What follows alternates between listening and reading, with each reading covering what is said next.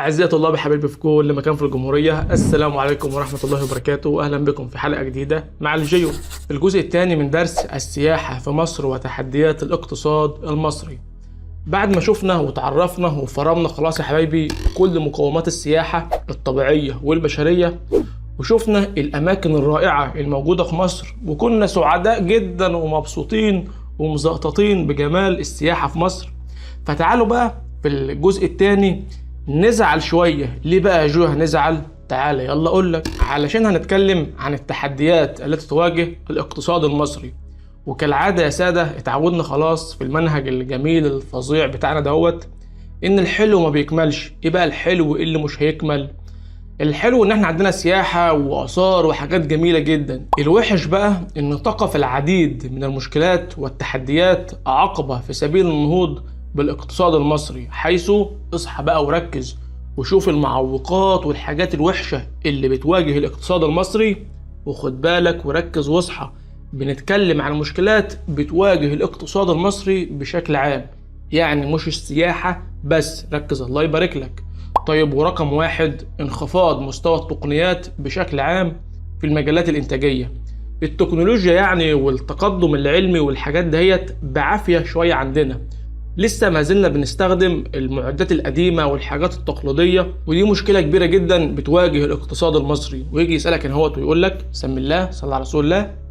يعد من التحديات التي تواجه الاقتصاد المصري والمتعلقة بمنافسة الصناعات الأجنبية نقط. فاكرين يا حبايبي في درس الصناعة لما قلنا ان عندنا معدات قديمة مش بتنتج انتاج كتير، فمش بنقدر ننافس المنتجات الأجنبية من حيث السعر والجودة، بالتالي عدم التوازن في الميزان التجاري، وارداتي أكتر من صادراتي. طيب، يبقى الإجابة هنا هل رقم واحد الاعتماد على وسائل إنتاج تقليدية، ولا رقم اتنين عدم الاستقرار السياسي، ولا رقم تلاتة زيادة حجم الديون الخارجية، ولا رقم أربعة زيادة معدلات الاستهلاك؟ فكر يلا وريني شطارتك. تبقى الإجابة أكيد رقم واحد يا جيو، الاعتماد على وسائل إنتاج تقليدية، لأن بسببها مش هقدر أنافس المنتج الأجنبي من حيث السعر والجودة. الله عليك يا جامد، برافو. طيب، رقم اتنين صديق الطالب الجميل الشطور، ركز بقى معايا في تاني مشكلة من المشكلات الاقتصادية في مصر، زيادة الديون الخارجية والداخلية. زيادة الديون الداخلية والخارجية.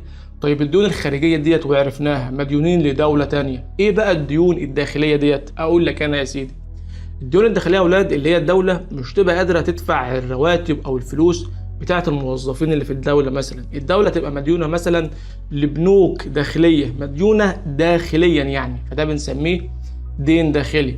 طيب، من الاخر يجي يسألني في الكلام دوت ازاي؟ تعال نشوف.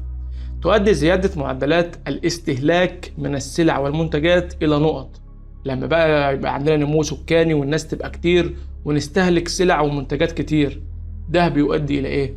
هل رقم واحد انخفاض مستوى التقنيات بشكل عام، ولا رقم اتنين ارتفاع مستوى المعيشة، ولا رقم تلاتة استقرار الأوضاع السياسية، ولا رقم أربعة زيادة الديون الخارجية والداخلية؟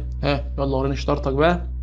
تبقى أكيد الإجابة رقم 4 يا جيو، زيادة الديون الخارجية والداخلية، لأن مع زيادة عدد السكان الاستهلاك بيزيد، فالعبء على الدولة هو كمان بيزيد، بالتالي بتزداد الديون الداخلية والخارجية. الله عليك، ممتاز. ويلا بينا على رقم 3 من المشكلات والحاجات الوحشة اللي بتواجه الاقتصاد المصري، وهي عدم الاستقرار في الأوضاع السياسية في بعض الدول، مما ينعكس سلبا على الاقتصاد. يعني الأوضاع السياسية لما تبقى غير مستقرة في الدولة، يعني في مثلا مظاهرات او حاجات كده، والاوضاع السياسيه مش مستقره في الدوله، ده بيأثر لي على اقتصاد الدوله. بس خد بالك هنضيف زائد عوده العديد من العاملين بالدول العربيه الى مصر.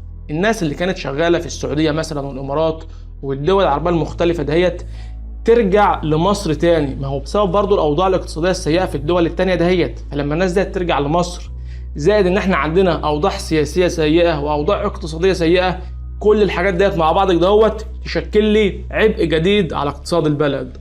يبقى نفهم بقى يا اولاد ان مع الاوضاع السياسيه السيئه ونضيف عليها ان في هجره عائده، ناس كانت مسافره بره وترجع تاني، الحاجتين ده هم مع بعض بيشكلوا لي عبء كبير على الاقتصاد. طيب ومن الاخر يجي يسالني في الجزئيه ديت ازاي؟ بسم الله، صلى على رسول الله، واصحى وركز بقى كده الله يسترك. اثرت الاوضاع السياسيه بمنطقه الشرق الاوسط على الاقتصاد المصري من خلال نقط. قول لي بقى الاوضاع السياسيه لما باظت في الشرق الاوسط اللي هي الدول العربيه يعني، ده هو اتاثر على الاقتصاد المصري ازاي؟ يبقى الاجابه هل رقم 1 بسبب حدوث هجره عائده، اصحى وركز، ولا 2 رفع الجمارك على الواردات العربيه، ولا 3 زياده معدلات التبادل التجاري بين الدول العربيه، ولا 4 رفع الجمارك على الصادرات المصريه؟ يلا فكر ولنا شطارتك. تبقى الإجابة أكيد رقم 1 حدوث هجرة عائدة لمصر يا جيو، لأن الهجرة العائدة مع الأوضاع السياسية غير المستقرة في مصر ده هو تولد لي عبء على الاقتصاد المصري. ده كلام عظيم جدا جدا جدا. رقم 4 بقى حبايبي والأخير من التحديات والمشكلات الاقتصادية، زيادة معدلات الاستهلاك من السلع والمنتجات غير المتوفرة بالقدر الكافي، مما يمثل عبء على الميزان التجاري المصري وزيادة معدلات الاستهلاك. افهم واصحى كده وركز معايا وربط بالنمو السكاني. مع اولاد النمو السكاني الموارد والامكانيات اللي عندي مش بتكفي السكان، فالموارد بتبقى قليله، فبضطر ان انا استورد موارد تانية من بره عشان تكفي النمو السكاني دهوت، وده طبعا بيشكل عبء على الاقتصاد المصري. صادراتي هتبقى اقل بكتير من وارداتي، صح كده ولا ايه؟ ومن الاخر يا صديقي الجميل يجي يسألك هنا هوت ويقول لك من التحديات التي تواجه الاقتصاد المصري نقط. هل رقم 1 عجز الميزان التجاري، ولا رقم 2 عدم الاستقرار السياسي، ولا رقم 3 قلة الأيدي العاملة المدربة، ولا رقم 4 نقص المواد الخام؟ يلا وريني بقى شطارتك الجامدة جدا. تبقى الإجابة رقم 1 عجز الميزان التجاري يا جيو. الله عليك، ممتاز جدا. ويلا بينا يا صديقي على الجزء الأخير من الدرس والمنهج كله بإذن الله بعنوان إجراءات النهوض بالاقتصاد المصري. الحكومة بقى هتفضل قاعدة كده وتتفرج على المشكلات والتحديات والحاجات الوحشة الكتير اللي بتواجه الاقتصاد دهيت؟ لا طبعا، أكيد هتعمل حاجات ورد فعل تواجه به المشكلات دهيت. فللوصول إلى الانطلاق الاقتصادي لمصر يجب أن تركز الحكومة على مواجهة التحديات السابقة. نحاول نقضي بقى على كل المشكلات اللي حكينا عنها دهيت، زائد كمان خد بالك وضع خطط طموحة للاستغلال الأمثل للموارد الاقتصادية المتاحة، ويتم ذلك من خلال وضع أولويات برامج التنمية. ومن الآخر هنا الكلام دوت ملخصه إن علشان ننهض بالاقتصاد ونحارب المشكلات دهيت لازم نستغل الموارد والإمكانيات الموجودة في الدولة بأقصى قدر ممكن، ودهوت مش هيتم غير من خلال خطة محكمة جدا. فركز بقى معايا وافهم ازاي هنحل المشكلات دهيت. رقم 1 العمل بأقصى سرعة على استقرار الأوضاع السياسية في البلاد مع استقرار الأوضاع الأمنية. نحاول بقى الأوضاع السياسية تبقى مستقرة والأمن مستتب ومية مية علشان نقدر ندفع عجلة التنمية. طيب رقم 2 الاهتمام بالثروات المعدنية ومصادر الطاقة، والبحث كمان عن موارد جديدة واستثمارها الاستثمار الأمثل من خلال تشجيع الاستثمارات القومية والأجنبية. نخلي الناس بقى تيجي تستثمر وتشغل فلوسها اللي هم رجال الأعمال والناس ديت، علشان أقدر أستغل المادة الخام وأدخلها في الصناعة فأعلي من قيمتها، فلما أصدرها تجيب لي عائد محترم يعني. طيب رقم 3 الاهتمام بالزراعة من خلال، شوف بقى هنعمل ايه في الزراعة. رقم 1 تحديد المناطق الصالحة للزراعة واستصلاح أراضي جديدة وتطوير الوسائل الزراعية. كلام كله بسيط وسهل. طيب رقم 2 استنباط سلالات نباتية جديدة خاصة من المحاصيل الغذائية. طبعا احنا عارفين ان عندنا مشكلة في القمح والرز والحاجات ديت مش بتكفي عدد السكان، فاستنبط بقى سلالات جديدة وأنواع تانية مختلفة علشان أسد بيها حاجة السكان. طيب رقم 4 البحث عن مصادر مياه جديدة في المناطق الصحراوية والساحل الشمالي وتشجيع الاستثمار في حفر الآبار. وركز معايا واصحى، احنا هندور على مصادر مياه جديدة ونعمل آبار. طب ده إن دل يدل على إيه؟ إن احنا أصلا عندنا أزمة في المية، صح كده ولا يا أولاد؟ طيب رقم 5 التعاون مع دول حوض النيل وتفعيل الاتفاقيات الخاصة بتقسيم مياه النيل من خلال المفاوضات والتعاون في المجالات المختلفة. اصحى بقى وخد بالك، احنا اصلا عندنا ازمة في المية، فلازم يكون عندنا علاقات ايجابية مع دول حوض النيل، ونفعل كمان الاتفاقيات المشتركة بيننا. في اتفاقيات مكتوبة بين الدول ديت وبعضها، مش متنفذة أصلا على أرض الواقع. اتفاقيات بتخص المية ونهر النيل وكده يعني. طيب من الآخر يجي يسألني إزاي في الجزئية ديت؟ سمي الله، صلى على رسول الله، وركز جدا جدا في السؤال المقالي اللي جاي دهوت. الشراكة والتعاون الدولي أحد الإجراءات المتبعة للنهوض بالاقتصاد المصري. دلل على صحة العبارة.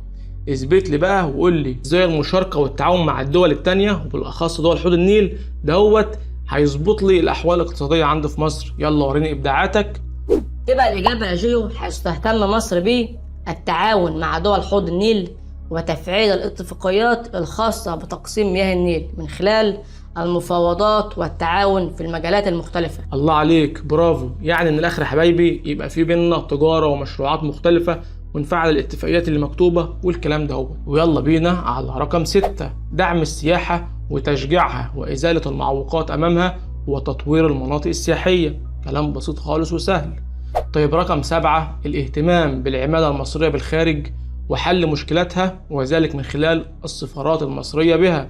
نحل بقى المشكلات بتاعة العمالة اللي شغالة بره علشان ما يعملوش هجرة عائدة ويجوا يزودوا لي المبلطين زي ما بيقولوا. طيب رقم 8، الاهتمام بالتعليم خاصة التعليم الفني ودعم البحث العلمي. طيب ورقم 9، التوسع في استخدام نظم المعلومات الجغرافية في الدراسات الاقتصادية مما يساعد على، تعالى بقى نشوف ازاي نظم المعلومات الجغرافية اللي درسناها في الترم الأول ممكن تساعدنا في حل المشكلات الاقتصادية. رقم 1، تساعد على سهولة تداول المعلومات الاقتصادية مع المؤسسات العلمية. واحنا عارفين طبعا ان نظم المعلومات الجغرافية ديت عبارة عن برنامج على الكمبيوتر بيتخزن عليه معلومات وداتا كتير جدا في جميع المجالات ومنهم طبعا المجالات الاقتصادية اللي وقت ما بنحتاجها بناخدها ونستفاد بيها. طيب رقم 2، تعديل وتحديث البيانات والخرائط المرتبطة بالدراسات الاقتصادية. برضو يا حبايبي عارفين المعلومات دي ان الداتا والمعلومات اللي في برامج الجي اس ديت بتتحدث باستمرار. الخرائط اللي هي فيها المعلومات الاقتصادية يعني كل سنة بتتحدث، فوقت ما احتاج التحديثات ديت اخدها علشان اقدر استغلها واطور من الاقتصاد المصري. ومن الاخر يجي يسألني ويقول لي سم الله، صلى على رسول الله، ساهمت التكنولوجيا الحديثة في النهوض بالاقتصاد المصري من خلال نقط. هل رقم 1 زيادة المنتجات الأجنبية في السوق المصري، ولا رقم 2 الاهتمام بالتعليم الفني، ولا رقم 3 تقليل الواردات من الصناعات الأجنبية، رقم 4 تحديث الخرائط الاقتصادية؟ فكر بقى في السؤال، وده نعتبره سؤال واجب يا صديقي الجميل. فكر فيه وسيب لي إجابته في كومنت تحت الفيديو. وبس يا سيدي، تم فرم المنهج بنجاح. الناس تذاكر وتشد حيلها كده الفترة اللي جاية. وأخيرا ربنا ييسر أموركم ويوفقكم في اللي جاي بإذن الله، ودمتم في أمان الله. سلام.